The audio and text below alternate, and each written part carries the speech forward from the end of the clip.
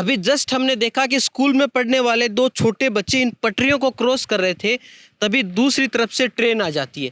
अगर उस समय किसी बच्चे का पैर फंस जाता तो उस बच्चे की जान को खतरा हो सकता था। रोज़ ऐसे ही हजारों बच्चे स्कूल जाने के लिए अपनी जान का खतरा इन पटरियों को क्रॉस करते समय उठाते हैं। यहाँ के विधायक हैं गोविंद सिंह डोटासरा, जो लगातार ये दावा करते हैं कि उन्होंने अपने क्षेत्र में इतने विकास के काम कर दिए हैं कि अब कोई काम करने को बचा ही नहीं है। जबकि सांसद है हमारे सुमेधानंद सरस्वती, जो कहते हैं कि प्रधानमंत्री जी तो विकास पुरुष हैं। दोनों अलग अलग सरकारें हैं, एक राज्य सरकार है, केंद्र सरकार के, लेकिन उसके बावजूद ये इस प्रकार की स्थितियाँ क्यों हैं? देखिए आज की इस ग्राउंड रिपोर्ट में।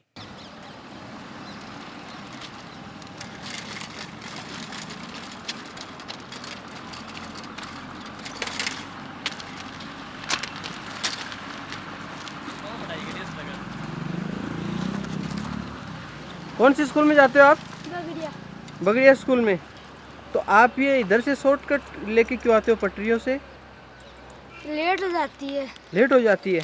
तो आगे से कितना दूर पड़ता है? बहुत दूर पड़ता है आगे से। तो डर नहीं लगता है यहाँ से ट्रेन का? नहीं हैं? ट्रेन आती है तब वो हॉर्न बज जाता है, तब साइड में आ जाते हैं। अच्छा। नमस्कार, मेरा नाम है राजपाल शेखावत और आप देख रहे हैं आपनो सीकर। आज हम हैं लक्ष्मणगढ़ के रेलवे स्टेशन के बिल्कुल ही पास में। एक तरफ जहाँ पर बगड़िया स्कूल है तो दूसरी तरफ स्कूल से आने वाले जो बच्चे हैं उनको मजबूरन इन पटरियों को पास करके स्कूल जाना पड़ता है। और इसका बड़ा कारण ये है कि जो क्रॉसिंग है वो काफ़ी दूर है। उस क्रॉसिंग को अगर पास करके बच्चे स्कूल जाएंगे तो उन्हें करीब 1.5 से 2 किलोमीटर चलना पड़ेगा। और इसी दूरी की वजह से बच्चे शॉर्टकट अपनाते हैं। बच्चे ही नहीं, आम आदमी है वो भी यहाँ से शॉर्टकट अपनाते हैं, लेकिन इससे बड़ा खतरा है उनकी जान को। तो सबसे पहले हम बात करते हैं बगड़िया स्कूल के जो टीचर हैं और उनसे जानने की कोशिश करते हैं कि क्या उन्होंने किसी प्रकार के कुछ प्रयास किए हैं ताकि बच्चों को इस प्रकार का जोखिम ना लेना पड़े। Risky journey towards education. क्या एजुकेशन क्या रिस्क हो गया है? हाँ जी, हमारे बगड़िया बाल विद्या निकेतन में पढ़ने वाले बच्चों के लिए एजुकेशन एक रिस्क पॉइंट हो गया है। ये अभी रिसेंटली कुछ टाइम पहले ही हुआ है, जब से हमारा ये जो यू टर्न वाला ये जो यहाँ पे फाटक बना है, इस कारण से ये सारे रिस्क हमारे बच्चों को उठाना पड़ रहा है। अब हमें बताइए कि स्कूल टाइमिंग कौन सा रखें? यहाँ पे मालगाड़ी का तो अनिश्चित टाइमिंग है, चाहे जब आए चाहे जब फाटक बंद। और क्या मालगाड़ी चाहे जहाँ रोक दिया जाए? बच्चे अगर रेलवे क्रॉस भी कर रहे हैं तो क्या ट्रेन के नीचे से जाके क्रॉस करें?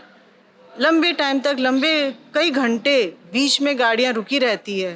फाटक खुला है लेकिन गाड़ियाँ रेलवे ट्रैक पे खड़ी रहती है। तो आप लोगों ने कोई ऑप्शन ही नहीं छोड़ा बच्चों के क्रॉस करने के लिए।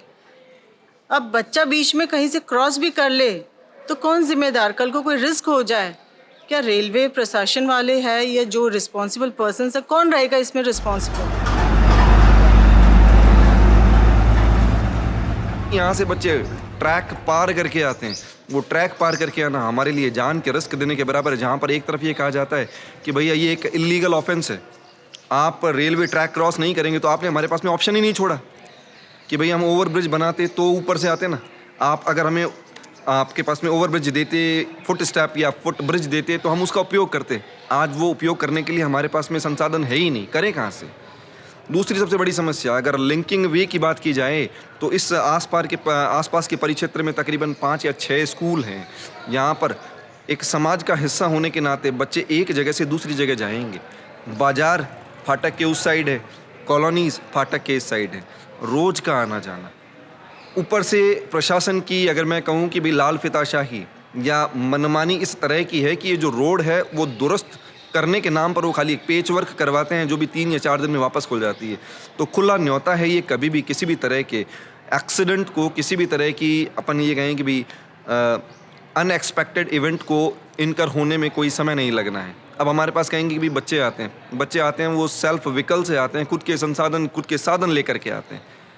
अब बच्चा जब यूथ होगा, 11th-12th का जब बच्चा होगा, जब बाइक से आएगा या खुद के व्हीकल से आएगा, तो कई बार काउंसलिंग करने के बाद में भी हम नहीं समझा पाते बच्चों को, पेरेंट्स नहीं समझा पाते बच्चों को कि भैया आप प्रॉपर वे में चलेंगे, इम्प्रॉपर ओवरटेक नहीं करेंगे। लेकिन बच्चा अगर सही भी चलता हो तो ये रोड कुछ ऐसी है कि वो दुर्घटना कभी भी किसी भी बच्चे के साथ में हो सकती है। तो प्रशासन क्या इस तरह की दुर्घटना का इंतज़ार कर रहा है कि भैया वो दुर्घटना हो जाए उसके बाद हम उसमें सुधार करवाएं? तो ऐसा ना करें। हम किसी को किसी का बच्चा या किसी परिवार को उसका हिस्सा वापस नहीं दे पाएंगे और हमारे पास में फिर बाद में पश्चाताप के अलावा कुछ बचेगा नहीं। समय रहते इसमें सुधार किया जाए और फुट ब्रिज, ओवर ब्रिज की जो मांग है वो जायज़ मांग है, उसे स्वीकार किया जाए। आगे से पीछे पीछे पीछे फिर आगे पीछे लो सर आगे पीछे पीछे पीछे विद्यालय प्रशासन से बहुत बार उनको लिखा है, डीआरएम, एडीआरएम, माननीय सांसद जी के द्वारा रेल मंत्रालय तक हमने पत्र लिखे, सचिव महोदय आपको बताएंगे, लेकिन वही डाक के 3 पात है। इसे ऐसा अनदेखा किया हुआ है। 2-3 बार रेलवे प्लेटफॉर्म पर, पटरियों पर दुर्घटना भी हुई है, लेकिन कोई भी इस ओर ध्यान नहीं देता है। ये एक स्कूल की बात नहीं है। ग्रामीण और शहर के लोग रोज़ाना आते जाते हैं। मैं खुद बाइक से आता हूँ, मेरे साथी आते हैं, बच्चे आते हैं, और हर समय हमें यही खतरा बना रहता है कि कब क्या दुर्घटना हो जाए, कब कौन सी ऐसी स्थिति आ जाए, क्योंकि कुछ होने के बाद में अपन लिपापोती करते रहे, बचते रहे। उससे पहले है प्रशासन से प्रार्थना है आपके माध्यम से कि इस ओर से पूरी तरह से ध्यान देकर, ये गंभीर विषय है, इसको आप दुरुस्त करवाए। सड़क और चाहे फुटब्रिज बने, ओवरब्रिज बने, अंडरपास बने, लेकिन इसका समुचित ऐसी व्यवस्था बनाएं ताकि इस व्यवधान से हमें मुक्ति मिले। इस समस्या के समाधान के लिए हमने स्थानीय अध्यक्ष महोदय जो अपने सांसद हैं सुमित्रानंद जी सर, उनको कई बार लिखा है, कई बार उन्होंने आश्वासन दिया है और लिखित में भी हमें आश्वासन दिया है कि हम इसके निदान के लिए आवश्यक करेंगे, लेकिन अभी तक कुछ नहीं हुआ। और जहाँ तक बच्चों के एक्सीडेंट का सवाल है, वो कुछ नहीं हुआ, इस कारण से हम बच नहीं सकते, ये कभी भी हो सकता है। बिल्कुल, वो तो अभी तक नहीं हुआ, वो चलो अच्छी बात है, लेकिन अपन उसका इंतज़ार भी नहीं कर सकते कि कल को कुछ बड़ी घटना होगी और उसके बाद में फिर अपन उसको लेकर ठोस कदम उठाएंगे। तो आपने जो सांसद हैं उनसे बात की, बिल्कुल अच्छी बात है, क्योंकि ये रेलवे जो मंत्रालय है वो सेंटर के अंडर आता है, लेकिन उसके बाद में काम तो कुछ हुआ नहीं।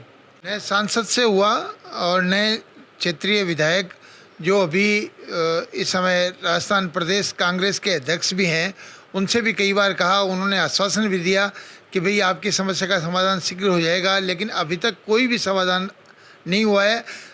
बल्कि ये जो रेलवे स्टेशन बना हुआ है उसके चारों तरफ जो दीवारें बनी हुई है उनमें भी तरह तरह के छेद हो गए हैं और अमूमन दीवार है वो क्षतिग्रस्त हो चुकी है और उसका उपयोग भी पब्लिक करती है और उस पब्लिक से उसको नुकसान होता है, उसका खामियाजा उनको करना पड़ता है या पड़ सकता है। ये भी हमारे सामने बहुत ही बड़ा प्रश्न है। तो ये चीज़ें साफ तौर पर हमारे सामने क्लियर है कि प्रयास लगातार किए गए हैं कि किसी प्रकार से इस समस्या का समाधान किया जा सके, लेकिन अभी तक इस समस्या का समाधान नहीं हुआ है। जो सांसद है सुमित्रानंद, उनसे भी बात की जा चुकी है, उन्होंने आश्वासन दिया, लेकिन उसके बाद में काम नहीं हुआ।